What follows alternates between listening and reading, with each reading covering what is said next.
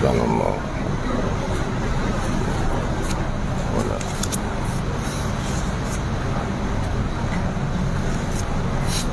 Allahumma salli ala sayyidina Muhammad wa ala ali sayyidina Muhammad. A'udzu billahi minasy syaithanir rajim. Bismillahirrahmanirrahim. Alhamdulillahi rabbil alamin. Wassalatu wassalamu ala sayyidil mursalin wa ala alihi wa sahbihi ajma'in. Rabbi syrah li sadri wa yassir li amri wahlul 'uqdatam min lisani yafqahu qawli. Subhanaka la ilma lana illa ma 'allamtana innaka antal alimul hakim. Wala hawla wala quwwata illa billahil aliyyil azim. Kitab Faridatul Faraid. Kitab Faridatul Faraid, muka surat 10. Muka surat 10 baris yang ke-12 daripada bawah. Surat 10 baris yang ke-12 daripada bawah.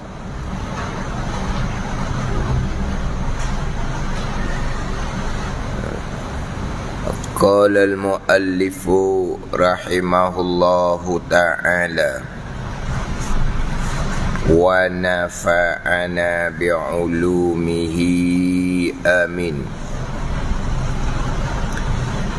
Dan mustahil lawan bagi sifat kalam.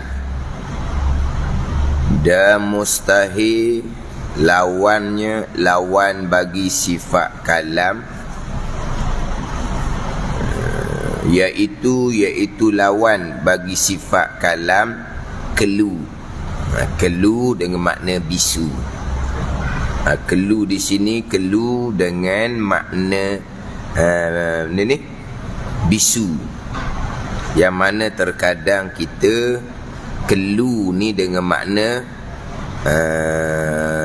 kelu dengan makna gamam ada. Kelu tu. Kelu dengan makna gamam maknanya tak keluar perkataan. Jadi kelu jadi di sini kelu dengan makna bisu. Kelu dengan makna bisu lawan bagi sifat kalam Allah Subhanahu wa ta'ala.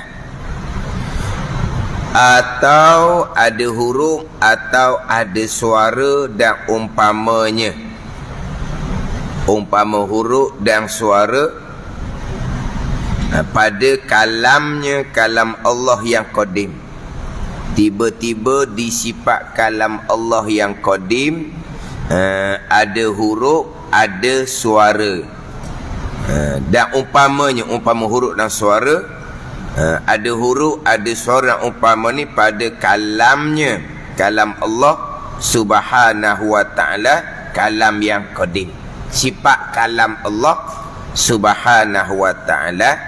Adapun kalam lafzi, contohnya Al-Quranul Karim, memang ada huruf. Ada huruf, abata tu ada huruf, itu kalam lafzi. Adapun sifat kalam yang ada di zat Allah Subhanahu wa ta'ala, tidak berhuruf, tidak bersuara. Kalaulah ada di sifat kalam Allah yang qadim huruf dan suara, itu mustahil. Al-Quranul Karim ada huruf, itu kalam lafzi baharu. Tapi sebagaimana saya sebut sebelum ni, jadi kalam, satunya kalam, satunya Quran. Satunya kalam, satunya Quran. Kalam Quran ni ada makna sifat kalam nafsi yang ada di zat Allah, sifat kalam Allah dipanggil kalam, dipanggil Quran. Kalam Allah, Quran, ada makna lafaz yang kita duk baca tu lah. Yang kita duk baca tu kan ada huruf, kemudian ada susunan, ada ayat yang dahulu, ayat yang kemudian, surah yang dahulu, surah yang kemudian. Jadi kalam dan juga Al-Quran, kalam dan Al-Quran dipanggil lafaz yang muradif. Kalam satu, Quran satu, dipanggil lafaz yang muradif.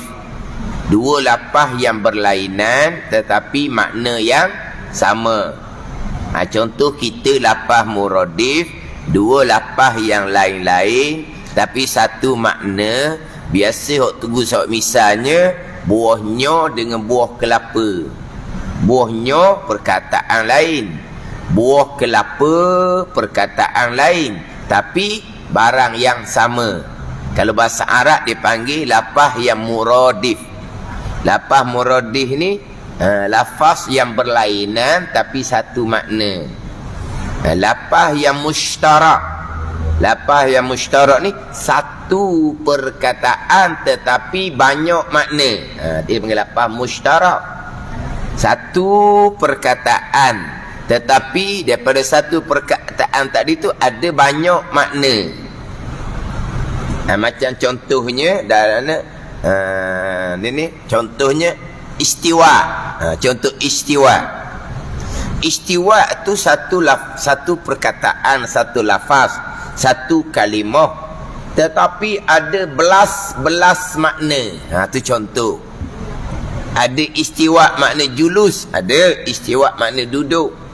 Istiwa makna istikrar, ada menetap ni atas sesuatu benda, istiwa juga. Ada istiwa dengan makna tertinggi, ada istiwa dengan makna menguasai, ada istiwa dengan makna memiliki. Tu banyak makna istiwa ni. Pada ni dia satu perkataan tapi banyak makna, dipanggil lafaz mushtarak. Macam contoh kalau kita bab fiqh, lafaz mushtarak ni, fatayammamu sa'idan thayyiba. Allah Taala perintah, maka hendaklah kamu bertayamum dengan sa'id yang bersih. Sa'idan thayyiba, hendaklah kamu tayamum akan sa'id yang bersih. Sa'idan ni bahasa Arab ada dua makna. Satunya turabun lahu ghubar, tanah yang ada baginya debu. Itu mazhab Syafi'i. Sa'idan ada makna martafa'a alal ardi, barang yang ada atas muka bumi. Sa'idan, tanah yang ada debu ke, batu ke, tiang ke, latar ke, dinding ke, almari ke, meja ke, sa'idan belaka. Ini bahasa Arab. Sa'idan satu perkataan tapi dia ada dua makna. Satunya makna tanah yang ada debu, satunya barang-barang yang ada atas muka bumi. Jadi mazhab Syafi'i tayamum wajib menggunakan debu tanah. Mazhab Maliki sunat menggunakan debu tanah, dan kita boleh tepuk atas apa-apa barang pun yang ada atas muka bumi, sebab Quran sebut sa'idan pada ni. Jadi panggil lafaz yang mushtarak, satu perkataan tapi ada dua makna. Tu timbul khilaf ulama fiqh tu. Quran yang sama, fatayammamu sa'idan thayyibah, maka hendaklah kamu tayamum dengan sa'id yang bersih. Tapi Nabi tayamum dengan debu tanah, maka disunatkan kita tayamum dengan debu tanah dalam mazhab Maliki. Tapi tak syarat debu tanah, sebab sa'idan ni barang yang ada atas muka bumi termasuk debu tanah. Maka Nabi menggunakan debu tanah. Sunat kita tayamum menggunakan debu tanah, tapi barang-barang yang ada atas muka bumi ni boleh buat tayamum belaka. Itu mazhab Maliki pada ni. Kita bukan nak bicara fiqh, nak bicara satu perkataan tapi dia ada dua makna. Contoh panggil lafaz mushtarak. Kita apa dia bahasa Malaysia, Satu perkataan, kena tengok ayat tu susun macam mana, barulah kita boleh letak makna. Ada ni. Satu perkataan bahasa Malaysia, tapi dia bukan satu makna. Lepas tu nak letak makna mana, tengok ayat cerita apa dia. Gitu dah.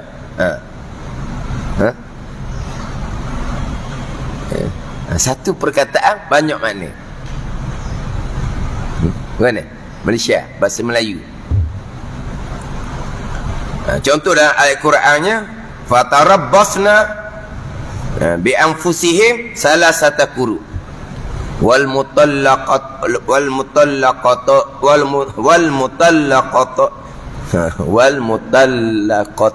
banyak. Tak nak baca mula-mula. Wa yatarabbasna bi anfusihinna salasata quru. Awal ayat. Wal mutallaqatu, gitu awal ayat. Yatarabbasna bi anfusihinna salasata quru. Perempuan yang diceraikan oleh suami, dia kena menanti diri dianya dengan 3 quru. Salasata quru'in. Di qar'ung ni, qar'ung ni dua makna. Qar'ung ni haid pun qar'ung juga, suci pun qar'ung juga. Gitu. Jadi mazhab Syafi'i, iddah perempuan yang diceraikan 3 quru, dengan makna 3 kali 3 kali suci, dengan makna haid yang ketiga sudah boleh berkahwin. Gitu. 3 kali suci kan. Suci pertama, haid pertama. Suci kedua, haid kedua. Suci ketiga, haid yang ketiga tu boleh nikah dah. 3 kali suci dia panggil, bukan? Dalam mazhab Syafi'i 3 quru, 3 kali haid. Kena tunggu suci yang keempat barulah boleh berkahwin. Suci haid yang pertama, suci yang kedua, haid yang kedua, suci yang ketiga, haid yang ketiga, kering haid yang ketiga, suci yang keempat baru boleh kahwin. Jadi lambat sikit lah mazhab Hanafi nak habis iddah. Boleh kat orang dulu lah, lambat. Jangan haid yang ketiga tu kalau 15 hari, 15 hari lama tu. Lepas tu kata ambil dia orang lah. Sebab mazhab Hanafinya 3 kali haid, kita 3 kali suci. Quran sebut 3 quru, tapi quru ni qar'ung ni bahasa Arab. Dua makna. Suci pun qar'ung, haid pun qar'ung. Ni panggil lapah yang mushtarak. Lapah mushtarak apa? Satu kalimah tapi ada 2 makna. Gitulah. Tu bahasa Malaysia tak tahulah perkataan apa. Satu perkataan tapi ada 2-3 makna. Nak letak makna tu kena tengok ayat tu, ayat cerita apa. Ada dalam bahasa Malaysia. Ni dipanggil lapah muradif. Jadi sama ada kalam, sama ada Quran, dipanggil lapah yang muradif. Kalam dan juga Quran, satunya sifat yang di zat Allah yang qadimah, satunya Al-Quran yang kita sedang baca di hadapan kita. Pada ni, tu baru makhluk Allah Subhanahu wa taala. Tetapi wajib kita mengatakan Al-Quran kalamullah qadim, bukan makhluk Allah. Sebab bila sebut kata qadim, bukan makhluk. Kalau makhluk, bukan qadim. Ada ni. Kalau qadim, sedia kala tidak ada permulaan bagi adanya, maka bukan makhluk Allah, bukan perkara yang Allah jadikan. Kalau makhluk sahaja, mesti dia baharu, bukan qadim. Jadi Al-Quranul Karim yang kita duk baca, yang ada huruf tu, kita wajib kena kata qadim, bukan makhluk Allah Subhanahu wa taala. Sebab apa? Sebab Quran juga kena kepada sifat yang di zat Allah Subhanahu wa taala yang qadimah. Macam mana pula perkara sebenarnya Al-Quran kalam lafzi tu baharu, maka baharu makhluk Allah, tapi kenapa tak boleh kata baharu, tak boleh kata makhluk? Syarak menetapkan seumpama tu. Walaupun sebenar pun ada tak boleh nak kata. Macam contoh beginilah. sebenar-benarnya perkara jahat datang daripada Allah. Itu sebenar-benarnya. Itulah rukun iman yang keenam. Perkara jahat datang daripada Allah Subhanahu wa ta'ala. Tapi kita boleh buat cakap dok. Tak semayang, qada qadah. Tak puasa, qada qadah. Tak tutup aurah, qada qadah. Haram. Jangan kata gitu. Tak semayang, itu kejahatan seseorang. Tak puasa, kejahatan seseorang. Tidak menutupi aurah, seseorang tu yang tidak beramal dengan perintah agama. Jangan duk kata qada qadah, haram. Tapi sebenarnya qada qadah. Pada ni. Begitulah. Al-Quran yang kita duk baca tu baharu makhluk Allah. Wajib kata qadim bukan makhluk Allah. Sebab apa? Sebab Al-Quran yang kita baca, yang dipanggil Al-Quran kalamullah, sifat kalam di zat Allah, dia panggil Quran juga, dipanggil kalam juga, kalam Allah juga. Kalau kita kata hak depan kita Al-Quran ni baharu, nanti naik kepada hak Quran yang qadim di zat Allah, sifat kalam yang qadim di zat Allah baharu, kapil lalulah. Sebab itulah wajib kita mengatakan Al-Quran kalamullah yang kita sedang baca tu adalah qadim, bukan makhluk Allah Subhanahu wa ta'ala. Dia dalam bab pegangan ni dia beralu. Dia takut jadi terlajak kemudian, maka sekat awal-awal. Lepas tu dalam bab pegangan ni jangan mengeluarkan satu-satu perkataan yang bukan kata akan datang orang salah faham. Terkadang sekarang orang salah faham dah dengan perkataan yang berkait dengan akidah, berkait dengan zat Allah, berkait dengan sifat Allah. Walaupun perkataan tu masih lagi boleh diperjelaskan bagi orang yang belajar, tapi perkataan tu bagi orang awam keliru lalu dah. Kalau kita keluar perkataan yang mengelirukan, walaupun kita masih lagi boleh huraikan kepada jalan yang betul sekalipun, hukumnya haram awal-awal lagi. Ni Al-Quran yang kita duk baca tu memanglah ada huruf, ada awal, ada akhir, ada dahulu, ada kemudian. Memanglah baharu, memang makhluk Allah, tapi dia panggil Quran. Hak qadim pun dia panggil Quran juga. Al-Quran ni kita panggil kalamullah. Hak qadim sifat Allah pun kita panggil kalamullah juga. Bolehlah kita asim molek. Hak Al-Quran, hak kalamullah yang baharu, ni Al-Quran hak ada huruf, hak ada dahulu kemudian, hak ada susunan ni. Adapun Al-Quran kalamullah, hak di zat Allah tu qadim. Kita bolehlah susung sekarang, tapi lama-lama oleh kerana dia lapah muradif, hak kita baca tu pun Quran. Hak qadim di zat Allah pun Quran. Hak kita baca pun kalamullah. Hak qadim di zat Allah pun kalamullah. Jadi sama je. Tapi hak baharu, hak depan kita ni, hak qadim, hak di zat Allah, tapi nama dia sama. Lama-lama dia akan jadi sekali. Akhirnya Al-Quran kalamullah baharu, termasuk hak ada di zat Allah, sifat Allah tu, kafir jadinya. Jadi nak jaga daripada keliru kesamaran kemudian, maka di awal-awal lagi dah disekat. Jangan haram kita menyatakan Al-Quran yang kita dah baca tu, hak depan mata kita tu, jangan kata baharu, jangan kata makhluk Allah, melainkan dalam majlis ilmu. Sebab apa? Sebab takut keliru kemudian.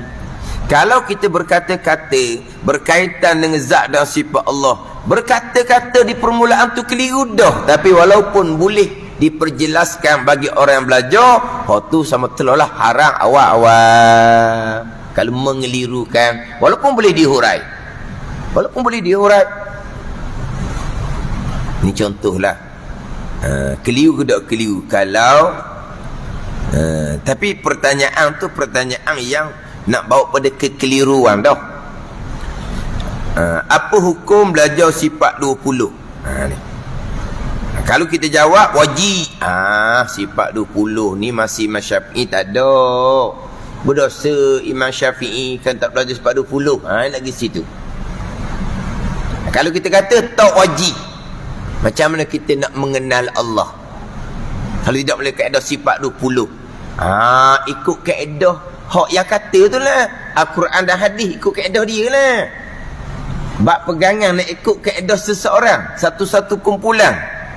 Tengok tuang tu budak Arab dah. Ni bab akidah ni.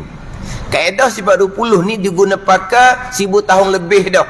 Dituruti oleh ulama-ulama muktabar. Ulama apa sekalipun. Ulama tafsir ke, ulama hadis ke, ulama fiqh, ulama apa pun. Sebahagian ni mengikuti kaedah sifat 20. Jadi kita pun nak pakai kaedah sifat 20 lah.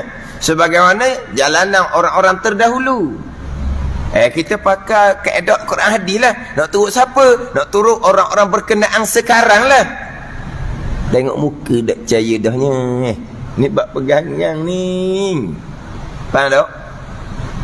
Jadi kalau lah tak ngaji kaedah sifat 20, kita nak kenal Tuhan macam mana? Mengenal Allah tu wajib, mengenal Rasul tu wajib. Waktu kewajipan. Di awal Islam direct pada Al-Quran dan hadis. Kita kemudian kaedah sifat 20. Jadi bila mengenal Allah Rasul tu wajib, jalan yang kita gunakan kaedah sifat 20, maka wajiblah belajar kaedah sifat 20. Tapi dia tanya tu, kalau kata wajib, dia nak pusing sebelah ni pula. Kalau kata tak wajib, macam mana kita nak kenal Allah? Jadi apa? Mengelirukan.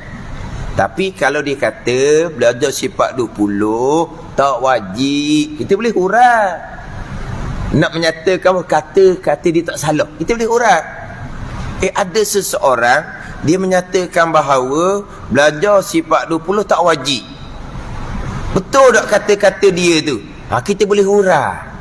Betul kata-kata dia tu. Yang wajib kitanya mengenal Allah. Tapi jalan kitanya kaedah sifat 20. Maka wajiblah belajar kaedah sifat 20. Dah dia kata tak wajib tu, dia nak pakai direct pada Al-Quran dan hadis. Tak pakai kaedah sifat 20. Maknanya jawapan hak dia kata tu, kita boleh hurai lagi ikut jalan betul. Tapi orang awam dengar, mengelirukan. Bab pegangan haram awal-awal. Walaupun boleh diperjelaskan. Boleh? Yang wajib kita mengenal Allah dan Rasul. Itu yang wajib kepada kita. Tapi jalannya kaedah sifat 20. Jadi wajiblah belajar kaedah sifat 20. Tapi kalau kata tak wajib, kita boleh tak perjelaskan. Kita boleh perjelaskan. Tapi mengelirukan orang awam. Kita ni nak belajar akidah, nak direct pada Al-Quran. Kita ni boleh baca Al-Quran betul tu pilihan Allah dah tu. Boleh baca Al-Quran betul tu pilihan Allah. Bukan baca Al-Quran, baca Fatihah betul pun alhamdulillah dah. Bukan boleh baca Al-Quran ni, boleh baca Fatihah betul tu pun ni wallahu a'lam lah. Saya tak pernah dengar bacaan. Tapi ada kelas dia menitik beratkan bacaan Quran. Dia akan suruh yang belajar kelas dia tu semua kena baca bacaan dalam semayang, termasuk Fatihah. Kena baca semua bacaan dalam semayang, terutama sekali rukun qauli. Disuruh takbir, disuruh baca Fatihah, disuruh baca tasyahud, disuruh baca selawat, disuruh baca salam. Tu lima rukun bacaan tu kan. Lepas tu disuruh baca pula bacaan-bacaan sunat. Ada kelas seumpama tu. Bacaan sunat tu banyaklah salahnya. Fatihah pun nak cari hak betul molek tu kok ramai-ramai tu dia kata dah hak mari kelas tu tak semayang ke? Semayang daripada budak belakanya. Hak ada tu semayang daripada budak. Tapi Fatihahnya Fatihah tak betul. Kalau tak betul sikit-sikit tak apa lagi. Tapi salah yang besar, susah lah tu berkait dengan rukun semayang. Mana kita ni bukan kata baca Quran, baca Fatihah betul tu pun alhamdulillah. Bolehlah baca Al-Quran, comelahnya. Bukan setakat boleh baca Al-Quran, hafal satu Al-Quran, tapi faham dah apa Al-Quran kata. Bukan bahasa kita, kena belajar pula bahasa Arab, kena belajar pula ilmu alat untuk memahami bahasa Arab. Kita mampu ke seumpama tu? Kita duduk rajin baca Yasin pun Yasin kata apa pun tak tahu. Ada ni Yasin tu duduk ni apa? Duduk mulut ke duduk dada? Dia panggil duduk mulut tau. Dia tak panggil duduk mulut tau, panggil duduk dada lah. Dah ingat ke panggil duduk di otak. Hak jenis hak ingat Yasin tu lah. Kita panggil ingat mulut. Ingat mulut dia panggil. Bukan ingat mulut, ingat ni, ingat di otak. Tapi kita panggil ingat mulut tau. Ingat mulut Yasin. Yasin kata apa? Hak muqaddam juz amma yang kita bawa dalam semayang tu. Wa imma wadduha wa imma alha wa imma sabbihi wa imma wal fajri. Dia kata apa? Lepas tu kita nak akidah kembali pada Al-Quran. Sebab itulah kata mengelirukan. Kalau tak wajib ngaji sifat 20, nak direct pada Al-Quran macam mana? Mana dalam bab pegangan, jangan keluar perkataan yang mengelirukan. Ada pun berkaitan dengan Al-Quran, kalam, ada dua makna ni. Mula-mula bolehlah kita bahagi. Al-Quran, kalamullah yang kita duduk baca, yang ada depan mata kita tu, tu adalah baharu, ianya makhluk Allah. Adapun Al-Quran, kalamullah yang ada di zat Allah itu qadim. Kita boleh bahagi, tak ada keliru pun. Tapi mula-mula, lama-lama sebut Quran baharu, Quran, kita maklum Quran kalamullah ni hak depan mata kita ni. Al-Quran kalamullah hak kita duk baca tu baharu. Memang hakikinya baharu. Hakikinya naik kepada Al-Quran kalamullah hak qadimah yang didisa Allah Taala. Kapil lalu jawapan dia. Maka di awal lagi wajib kita mengatakan Al-Quran kalamullah yang kita duk baca depan mata kita ni adalah qadim. Ada ni. Bila qadim, tidak, bukan makhluk Allah, itu qadim. Tapi kalau tengok qadim macam mana, ada huruf, ada dahulu, ada kemudian. Ayat yang diturunkan pula seperengkat selama 23 tahun.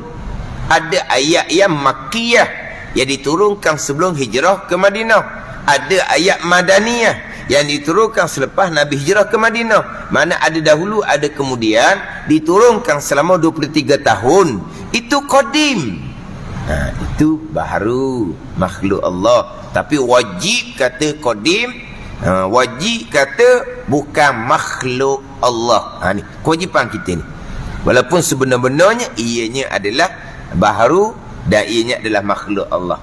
Walaupun sebenar kita tak boleh nak kata melainkan dalam majlis ilmu.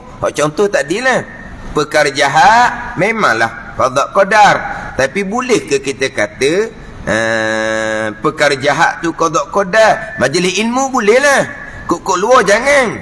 Tu walaupun sebenar sekalipun perkara jahat adalah qada dan qadar Allah Subhanahu wa taala. Jadi mustahil lawan pada sifat kalam. Yang pertama kelu, yakni bisu, ataupun ada huruf atau ada suara atau umpamanya. Ada huruf, ada suara pada kalamnya kalau Allah yang qadim, panggil kalam nafsi yang ada di zat Allah Subhanahu wa taala. Sebagaimana sifat-sifat yang wajib bagi Allah dan juga sifat yang wajib bagi Rasul, akan didatangkan sifat-sifat yang mustahil. Sifat yang wajib, sifat yang mustahil. Wajib pada akal, mustahil pada akal. Di awal kitab Faridatul Faraid sudah mendatangkan apa dia wajib pada akal, apa dia wajib pada mustahil pada akal. Satunya wajib pada akal, dan satunya mustahil pada akal. Kemudian permulaan yang wajib atas tiap-tiap mukallaf adalah mengenal akan Allah Subhanahu wa taala. Itu dipanggil wajib pada syarak. Didatangkan definisi di awal kitab Faridah, apakah makna wajib pada syarak. Dia gitu. Jadi di awal kitab Faridah, hukum akal wajib pada akal, mustahil pada akal, harus pada akal, didatangkan terdahulu. Kemudian didatangkan satu laginya, wajib pada syarak. Wajib pada undang-undang agama. Itu wajib pada syarak. Wajib pada undang-undang agama, peraturan agama, hukum agama. Itu wajib pada syarak. Macam semayang puasa itulah. Tapi itu wajib pada furuk agama, cabang agama. Mengenal Allah, wajib usul agama, tapak agama. Tu. Wajib mengenal Allah Subhanahu wa ta'ala. Wajib pada furuk agama ni, sembahyang boleh pahala, tinggal sembahyang dijanjikan seksaan. Puasa boleh pahala, meninggalkan puasa dijanjikan seksaan. Kemudian wajib syarak, mengenal Allah. Mengenal Allah boleh pahala, tidak mengenal Allah dijanjikan seksa. Tidak mengenal Allah, kekal neraka selama-lamanya. Dari situ. Sebab itu wajib pada usuluddin, tapak agama. Tak ada tapak agama, kafir lah. Adapun sembahyang puasa, cabang agama. Tak ada cabang agama, tak batal agama. Tetapi dijanji dengan seksaan. Adapun mengenal Allah, wajib syarak pada usul agama. Tak ada hak ni kafir di sisi Allah, kekal neraka selama-lamanya. Hak tu bicara bab wajib pada syarak. Tapi dibicara permulaannya, wajib pada akal, mustahil pada akal, harus pada akal. Cuma dalam kitab Faridatul Fara'id ni tidak didatangkan satu lagi hukum, dipanggil hukum adah. Tidak didatangkan. Kalau dalam kitab Al-Misbahul Munir, itu didatangkan lengkap dalam Al-Misbahul Munir. Al-Misbahul Munir, maghrib, malam tadilah. Maghrib di Masjid Krista tu. Sedap juga semayang situ. Yelah, bunyi tu macam hujan je. Tak, dia bunyi angin. Dia bunyi angin. Bunyi macam hujan gitu. Masjid Krista. Semalam lah. Baru kuliah yang kedua semalam. Kitab Al-Misbahul Munir. Tapi gitulah. Masjid yang tak ada Korea. Masjid yang tak ada Jumaat. Tak, dia masjid Jamek yang ada Jumaat. Lain dia punya kedudukan dia nak banding dengan masjid yang tak ada Jumaat. Masjid lah macam ni. Surah Imam ni masjid. Kan dia nawaitul i'tikaf fi hazal masjidi tu kan. Tadi tu ni masjid. Jadi ada Jumaat ke tak? Ada, sama level lah dengan Masjid Krista tu. Memang masjid. Niat i'tikaf pada ni. Tapi dia tak Jumaat. Dia takkan sama dengan masjid yang didirikan Jumaat. Dia panggil masjid Jamek. Bila kita sembahyang Jumaat ni, kelebihan dia banyak. Kelebihan yang bergantung kepada imam. Kelebihan yang bergantung kepada tempat. Dia ada bicara belakang tu. Kelebihan yang bergantung kepada imam. Imam pun dia nak ada juga dia punya kedudukan imam tu. Imam yang faqih, imam yang qari, imam yang wara', imam dia ada level dia. Imam yang lebih berusia. Dia ada kedudukan tu pada ni. Mana nak dapat kelebihan pada imam, pada tempat. Tempat antara masjid dengan surau tak sama. Masjid pula, masjid Jamek dengan masjid yang tidak Jamek tak sama. Masjid Jamek pula jemaah ramai ke jemaah kurang tak sama. Masjid Jamek pula yang dibina dengan hasil sumber yang diyakini halal. Tak sama dengan sumber yang bercampur aduk. Ada di mana ni? Lepas tu kadang-kadang antara masjid yang sedap semayang, masjid lama-lama tu. Masjid tua-tua lama tu. Mana apa ni? Ni. Masjid ni masjid orang kampung sendiri. Duit sendiri. Tak campur dengan yang lain. Tapi kadang-kadang gitulah. Hak sendiri. Gi terimalah pula hak luar. Boleh terima je hak luar untuk besar contohnya, maka akan jadi kurang lalu dah. Sebab apa? Ada orang dah kurang selesa dah sebab bercampur dengan yang luar. Tambah pula sekarang ni, hok lama-lama tu dia putus habis-habis. Dia putus habis-habis. Masjid hok sedekah jariah tu nenek sendiri. Masjid kampung sendiri, masjid tu nenek sendiri. Putus, tak ada kira dah, putus. Batok naik tu masjid tu nenek, masjid projek. Lepas tu sedekah jarah tu nenek, licin. Siapa yang licin kan? Anak cucu. Gua ni. Gitulah. Dan nak ceritanya, tempat tu sendiri pun sudah ada dia punya kelebihan kekurangan dia. Jadi kita ni kita maklumlah, kita ni surau imam ni dipanggil surau lah. Kalau letak nama masjid akan siapa surat lah, salah letak nama masjid, dia kena letak nama surau. Tapi sebenarnya bangunan ni masjid. Ada pula tempat tapi bukan Terengganu, surau tetapi didirikan Jumaat. Dia pesen tu pula. Kita ni surau imam, namanya surau, tapi dibina atas nama atas niat kosak masjid. Tapi tidak didirikan Jumaat. Ada negeri lain surau tapi didirikan Jumaat. Tu wallahu alam lah negeri mereka. Surau tu bangunan, dibuat Jumaat. Jumaat syarat dalam bangunan. Surau boleh buat Jumaat, balai raya boleh buat Jumaat, bangunan siwi boleh buat Jumaat, rumah orang tu besar, sewa rumah dia sekejap buat Jumaat, boleh je. Bangunan masjid asal dibaiki contohnya. Bangunan masjid dibaiki, shillingnya ditukar. Maka untuk sementara dia pun pinjam satu rumah yang besar, dia pun buat Jumaat, boleh je. Mana-mana bangunan boleh buat Jumaat dah ke? Jadi sekarang ni bangunan surau tu dibuat Jumaat, boleh. Tapi bangunan tu kekal status surau, ataupun bangunan tu sudah dinaikkan status sebagai bangunan masjid. Betul, wallahu alam lah. Itu bicara lain lah pula tu. Sebab surau dengan Jumaat dia tidak berkait. Ada ni hukum fiqh dia gitulah. Surau tidak berkait dengan Jumaat. Sebab apa? Sebab buat Jumaat, surau boleh buat Jumaat, ada bukan surau. Masjid dengan Jumaat tidak berkait. Masjid buat Jumaat, masjid tak buat Jumaat. Buat Jumaat di bukan masjid pun boleh. Dia tak berkait di situ. Betul, wallahu alam lah. Hak negeri mereka yang mana surau didirikan Jumaat. Adapun kita ni surau imam, masjid kista, masjid tapi tak ada Jumaat. Sebab itulah kita surau imam ni ada tu bahagian sayap tu kan, sayap tu. Tu tempat bagi orang yang tak boleh sembahyang. Tu ada tepi tu. Duduk situ tu makna orang uzur tu. Orang sihat yang duduk situ. Benda ni. Bukan uzur sakit ni. Orang uzur tak boleh sembahyang. Tak semua duduk ada tempat tepi tu.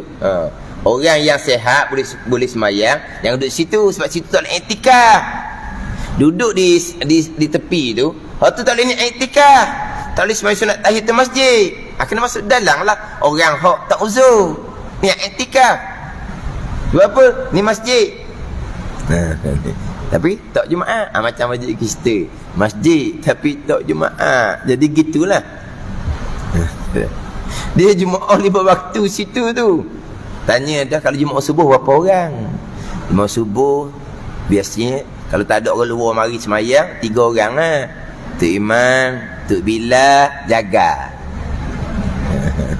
Ingat ke Tok Siok? Tok Imam, Tok Bilal jaga. Ingat ke Tok Imam, Tok Bilal, Tok Siok? Melainkan kalau kebetulan ada orang yang nak pergi ke pulau tu kan, nak pergi pulau Redang, pulau apa kan, dia punya pengkalan di Taman Tambang Islam tu kan, TTI tu kan. Dia ada pengkalan. Dulu pengkalan tu ada di Pasar Payang tau. Jadi pengkalan untuk pergi ke pulau tu, pulau Redang ke, dia duduk di Taman Tambang Islam ni lah. Jadi kadang-kadang kalau ada orang nak pergi pulau di Sapawak, di masjid subuh, di masjid Kristen tu, ada orang lah dia kata. Atau ada orang lah, kalau tidak kok 3 orang lah. Tu imam tu bila jaga. Dan dia tak ada kampung. Mana? Ke kita mocik-mocik ni tak aja masuk dalam tu. Anak cucu taknya bawa ke? Dia masuk dalam. Taknya masuk. Apa ni abang? Abang apa tu cek-cek dia panggil dia? Dia buat kecil-kecil tu lah, dia panggil apa? Kecil-kecil tu dia buat tu dalam tu kan? Dia panggil apa tu? Tak pernah masuk lagi dalam tu. Tu kena bayar masuk dalam tu. Dalam masuk. Saya pernah masuk dalam tu masa free. Masa free tu kan mulakan dia free kan. Ada kereta api dia tu masuk masa free. Lepas bayar tak masuk dalam. Dia. Mana ni? Orang luar je pergi masuk dalam tu dah. Orang-orang Terengganu ni dak heran dah. Dia biasa gitulah. Orang tempatan dak heran, orang luar je hak kiranya. Jadi kitab Misbahul Munir dia ada tu hukum akal, hukum syarak, kemudian hukum akal aridi ada belaka dalam Al-Misbahul Munir. Dia ada hukum adah, wajib adah, mustahil adah, harus adah. Adah. Ain, alif, dal, ta marbutah. Adah ni hak sokmo, hak berulang-berulang. Makan banyak, hak adahnya kenyang. Makan sedikit, hak adahnya terkadang kenyang, terkadang kena tambah. Tok makan, apa tak akan kenyang. Jadi adah memutuskan, atau panggil hukum adah. Hukum makna keputusan. Adah hak berlaku berulang-ulang. Maka hukum adah memutuskan bahawa makan banyak wajib kenyang. Makan sedikit harus kenyang. Tidak makan mustahil kenyang. Tu adah. Jadi makan banyak wajib kenyang. Dan kita Al-Misbahul Munir. Makan banyak wajib kenyang, wajib adah. Kok kodok itu hukum syarak. Kita bicara hukum adah. Ada ni pisau tajam wajib putus, wajib adah. Memutuskan kodok itu hukum syarak. Dia kata tadi pisau tajam wajib putus, hukum adah. Berpegang kenyang putus perbuatan Allah, hukum syarak. Itu lain. Jadi duk cakap makan banyak kenyang ada Allah yang mengenyangkan, hukum syarak pegangan. Jangan begitu kau tak tahu hujung pakar gitu. Cakap adah dia buka api. Kenapa gitu? Cakap adah ni harus je. Pegangan kenyang Allah buat, pegangan putus Allah buat. Tu hukum syarak. Jangan duk tukar dengan hukum adah. Dan kita Al-Misbah ni comel. Ada ni. Dan kita pedas tak ada. Dia tak datangkan hukum adah. Dia hanya datang hukum akal, wajib, mustahil, harus pada akal. Dan dia datangkan hukum syarak. Jadi wajib pada akal Allah bersifat dengan sifat kalam. Mustahil pada akal Allah bersifat dengan sifat bisu. Itu hukum akal. Kita pun hukum syarak. Kita pun berpegang di akidah Allah bersifat dengan sifat kalam. Hukum syarak. Kita berpegang di akidah Allah Ta'ala ni tidak bisu. Itu pegangan kita. Bila bisu mustahil pada akal, dengan bahawa akal tidak masuk, akal tidak logik, akal tidak terima kalau Allah bersifat dengan sifat bisu. Bila akal tak logik, tak terima, kita pun berpegang Allah tidak bisu. Itu hukum syarak. Ada ni. Jadi wajib pada akal Allah bersifat dengan sifat kalam. Mustahil pada akal Allah bersifat dengan sifat bisu. Dia panggil wasilah, tangga, hukum akal. Kita nak hukum syarak, pegangan. Kita pun berpegang Allah bersifat dengan sifat kalam. Kita pun berpegang Allah tidak bisu. Itu hukum syarak. Sebab dalam kitab Faridatul Faraid, permulaan yang wajib ni pada syaraknya mengenal Allah dengan bahawa mengetahui dan berpegang akan hukum bagi sifat Allah. Hukum sifat kalam, hukumnya tentu sungguh di zat Allah. Sifat bisu hukumnya tentu tidak di zat Allah. Hati yang tidak pegang. Hukum bagi sifat wajib pada akal, hukum bagi sifat mustahil pada akal. Mana hukum bagi sifat yang wajib? Tentu sungguh Allah bersifat dengan sifat kalam. Mana hukum bagi sifat mustahil? Sifat mustahil bisu. Bisu akal tak boleh terima, ada di zat Allah. Hukumnya bisu tidak ada di zat Allah Subhanahu wa taala. Kita pegang tu lah. Pegang akan hukum bagi sifat yang wajib, sifat kalam tentu sungguh ada di zat Allah. Hukum bagi sifat mustahil bisu, sifat bisu tentu dak sama sekali di zat Allah Subhanahu wa taala. Jadi dia didatangkan sifat mustahil untuk pegang hukum dia. Mana hukum dia? Sifat kalam tentu dak sama sekali di zat Allah Subhanahu wa taala. Kita pegang tu. Kita pegang hukum bagi sifat mustahil. Kita kadang-kadang kita tak boleh nak beza mana antara hukum akal dengan hukum syarak. Kalau tanya kita, kadang-kadang kita pun tak terjawab, tapi di pegangan kita clear. Tentu sungguh Allah bersifat dengan sifat kudrah.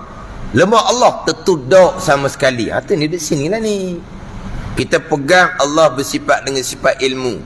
Jahil Allah kita berpegang tentu dak sama sekali Allah jahil. Mana mungkin Allah jahil? Kita pun berpegang di akidah Allah tidak jahil.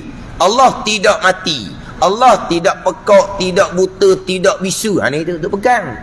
Itu dia panggil pegang akan hukum bagi sifat mustahil. Itu yang kita pegang. Tapi kalau tanya kita dah erti nak hurah. Tapi di pegangan tak kosek dah. Tak kosek dah di pegangannya. Cuma di huraian. Hurah tu fardu kifayah. Boleh menghuraikan, boleh menjelaskan. Itu fardu kifayah. Faham, pegang. Itu fardu ain. Dah faham, dah molek dah faham, molek dah pegang, hurah. Tak semestinya boleh hurah. Tak mestinya boleh hurah. Oh, kalau tak boleh hurah, tak pegang lah. Jangan gitu. Ada juga orang faham gitu. Kalau dah hurah, tak pandai hurah, tak pandai jawab, tak pegang.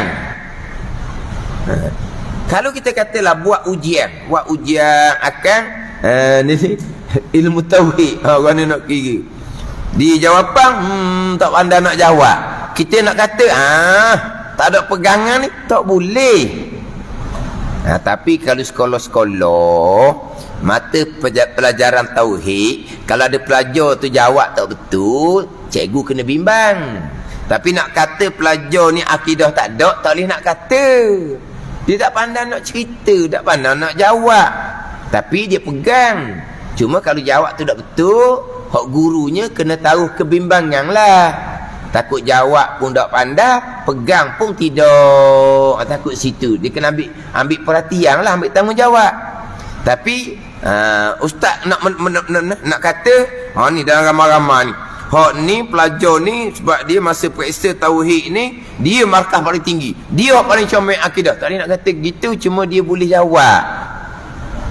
Dia boleh jawab. Tapi pegangan tak boleh jawab pun, pegangan dah. Cuma kalau tak boleh jawab tu kena ada kerungsingan lah. Takut pelajar tu tak boleh jawab kerana dia pun tak faham, dia pun tak pegang. Tu yang kena rusing.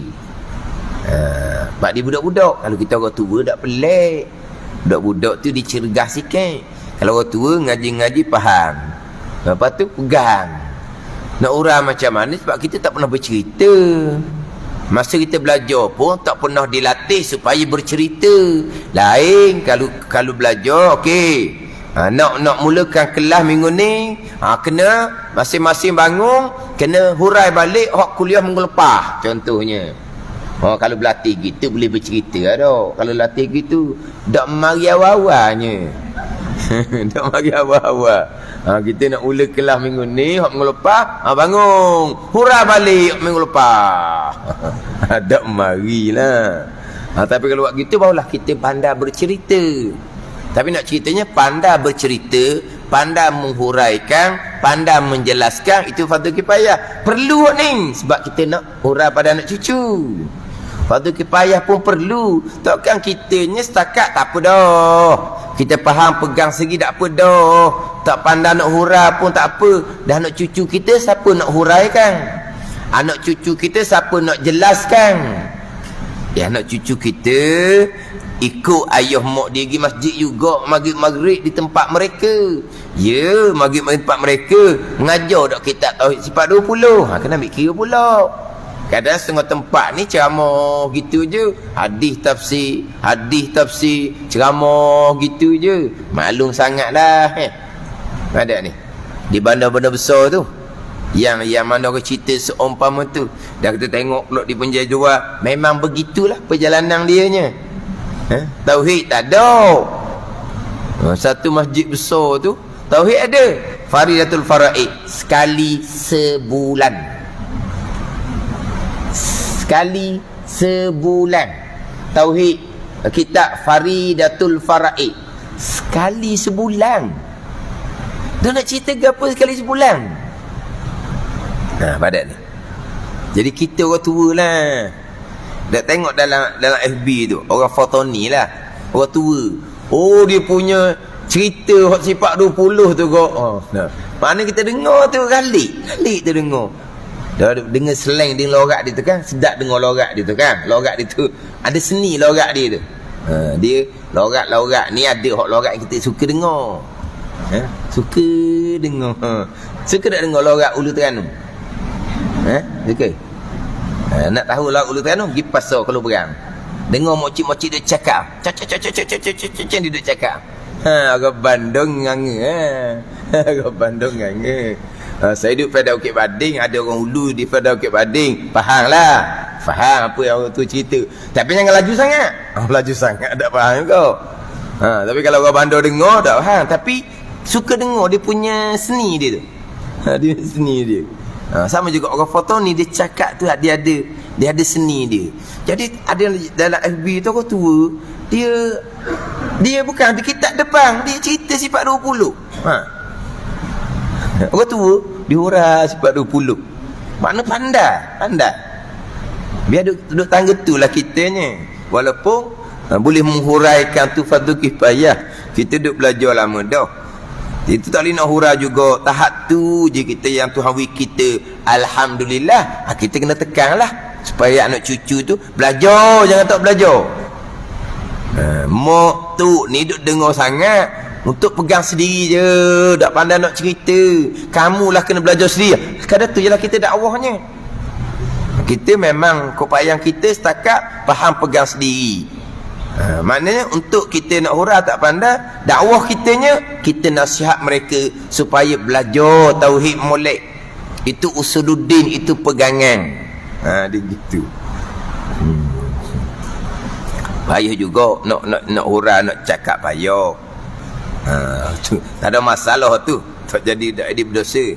Tapi rugilah kita. Sebab apa? Sebab kita tak ada ilmu fardu kifayah. Jadi kita duduk belajar selama ni, duduk tahap fardu ain semata-mata.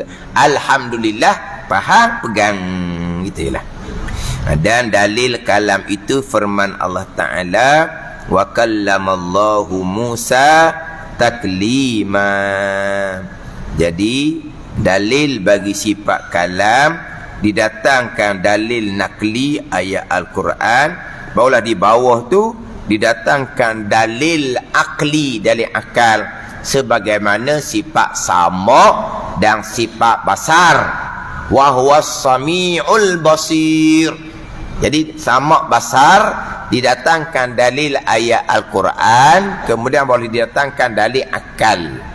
Adapun sifat wujud sampai ke sifat hayah hanya didatangkan dalil akal sahaja. Sama basar kalam, dalil akal disertakan dengan dalil Al-Quran, disertakan dengan dalil akal. Wallahu a'lam.